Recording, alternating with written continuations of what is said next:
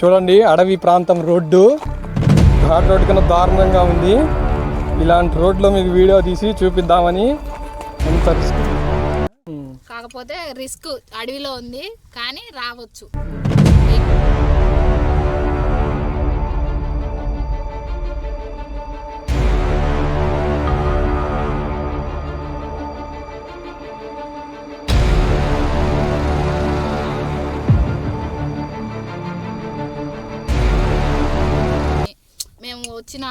మేము మొక్కున్న ప్రతి ఒక్క మొక్కుబడి ఇక్కడ మేము మొక్కున్నట్టే తీరిపోతున్నాయి.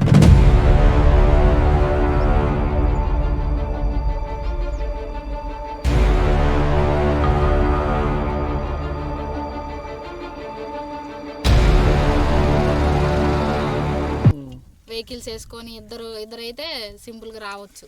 ట్రాక్టర్స్ అలాంటివి వేసుకొని అయినా రావచ్చు.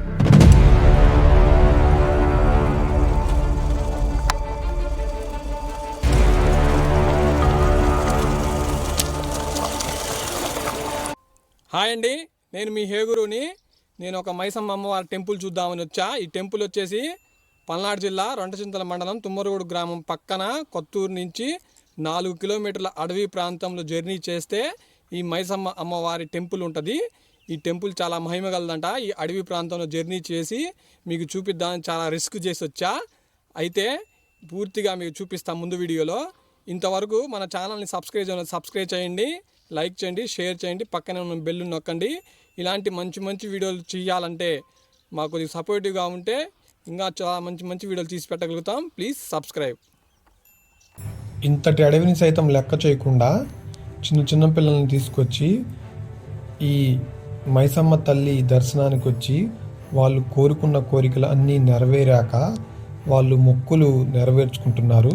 అదే సమయాన మేము ఇక్కడికి వచ్చి ఇంత మహిమగల తల్లి అయి ఉంటే ఇంత అడవిని సైతం లెక్క చేయకుండా భక్తులు వస్తున్నారు. మీరు గమనించాలి. వీళ్ళు కోరుకున్న కోరికలను నెరవేరాయి కాబట్టి వీళ్ళు ఆ తల్లికి నైవేద్యం పెడుతున్నారు. పెట్టి ఆ తల్లిని ఆరగించమని వేడుకుంటున్నారు. వీళ్ళు ఎప్పటి నుంచి వస్తున్నారు ఏమిటి అనేది నేను వాళ్ళ ద్వారానే అడిగి మీకు తెలియపరుస్తాను.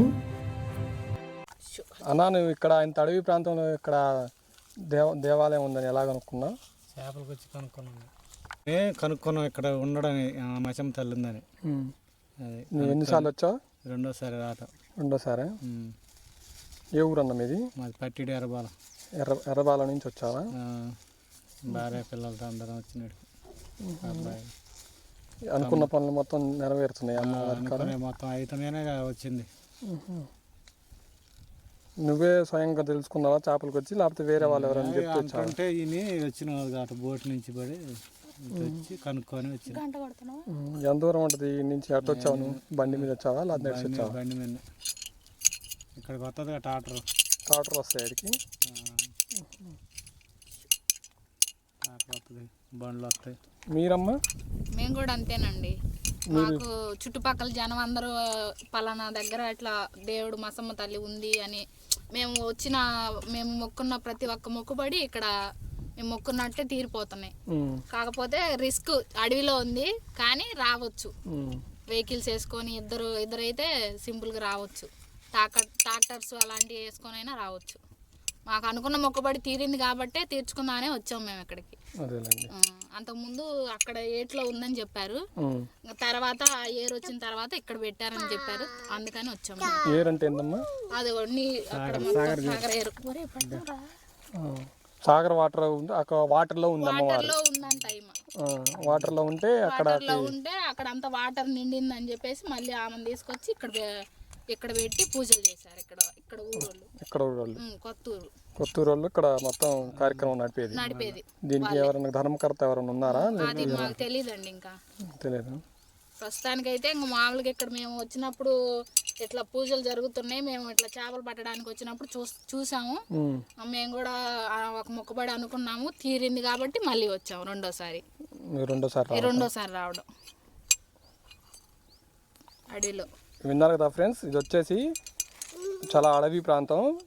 తుమ్మరగోట నుంచి కొత్త ఊరు అని ఉంటుంది. కొత్త ఊరు నుంచి మినిమం 4 కిలోమీటర్ డిస్టెన్స్లో ఈ మైసమ్మ తల్లి దేవాలయం ఉంటుంది.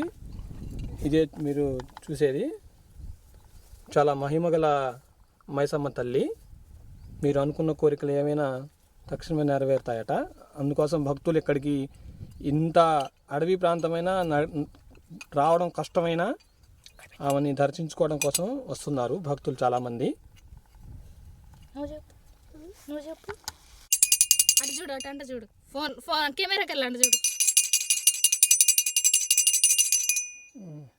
చూసావా? అసలు కృష్ణానదిలో మైసమ్మ తల్లి ఉందని ఎవరు కనుక్కున్నారు, ఎలా కనుక్కున్నారు అనేది నేను మీకు ఇప్పుడు వివరించబోతున్నాను.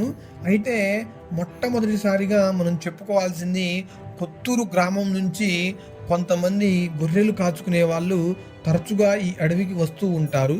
వాళ్ళు తరచుగా వస్తూ ఉన్నప్పుడు ఒకరోజు గొర్రెలన్నింటినీ మేకలన్నింటినీ నీళ్లు తాపిద్దామని కృష్ణానదిలోకి దింపి అన్ని గొర్రెలు మేకలు నీళ్లు తాగి ఒడ్డుకు చేరాయి. కానీ ఒకటి మాత్రం ఎంతసేపటి నుంచి అక్కడే ఉంటుంది. అది గమనించిన గొర్రెలు కాచుకునే అతను దగ్గరికి వెళ్ళి ఆ మేకని కదిలిచ్చేసరికి ఆ మేక ఎంతసేపు అయినా కదలటలేదట. అయితే కదలకపోయేసరికి భయం వేసి అని పెద్ద పెద్ద కేకలు వేశాడట. కేకలు వేసేసరికి అక్కడ ఉన్న కొంతమంది మేకలు కాచుకునే వాళ్ళంతా అక్కడికి చేరి అదే తీరులో ఆ మేకని కదిలిచ్చేసరికి ఆయన ఎంతసేపు అయినా కదలటలేదట. కదలకపోయేసరికి వాళ్ళకు భయం వేసింది. అదే టయాన మైసమ్మ తల్లి, నేను ఇక్కడ ఉన్నాను, నన్ను పూజా కార్యక్రమాలు జరపండి, మీ కోరికలు మొత్తం నేను నెరవేరుస్తానని చెప్పిందట. చెప్పేసరికల్లా భయం వేసి అక్కడి నుంచి వాడు వెనక్కి జరిగారట. అదే విషయం గ్రామస్తులకు చెప్పారట. గ్రామస్తులకు చెప్తే కొంతమంది అక్కడికి చేరి ఈ అసలు ఈ మైసమ్మ తల్లి ఉందా లేదని అనుకోసగా మళ్ళీ ఇక్కడికి పోయేసరికి అదే తీరులో మళ్ళీ మైసమ్మ తల్లి, నేను ఇక్కడున్నాను, నన్ను భక్తి ఆరాధన చెయ్యండి అని చెప్పేసరికల్లా వాళ్ళందరూ కలిసి ఆమెని అక్కడే చిన్న ఒక గృహలాగా ఏర్పాటు చేసి ఆమెకి నైవేద్యాలు అవి మొత్తం అందించేవారట. అయితే కృష్ణానది కావటంతో నీరు అప్పుడప్పుడు పెద్ద ఎత్తున వస్తూ ఉంటుంది. వచ్చేసరికి అక్కడికి ఆ మైసమ్మ తల్లి వద్దకి పోవాలంటే పడవ మార్గంలోనే నదిలో నుంచి వెళ్ళాలి. అది కష్టతరంగా మారి ఆమెని ఒక ఒడ్డున చేర్చి అక్కడి నుంచి ఆమెకు నైవేద్యాలు అవి మొత్తం పెడుతున్నారు. ఈమె దగ్గరికి చాలామంది చాలా దూరం నుంచి వస్తుంటా ఉంటారట. మీరు కూడా ఇప్పుడు రావాలంటే ఈ కొత్తూరు రోడ్డు మార్గం నుంచి రావచ్చు. ఇంతవరకు మా ఛానల్ని సబ్స్క్రైబ్ చేయండి, లైక్ చేయండి, షేర్ చేయండి, పక్కన మా బిల్ నొక్కండి. Please subscribe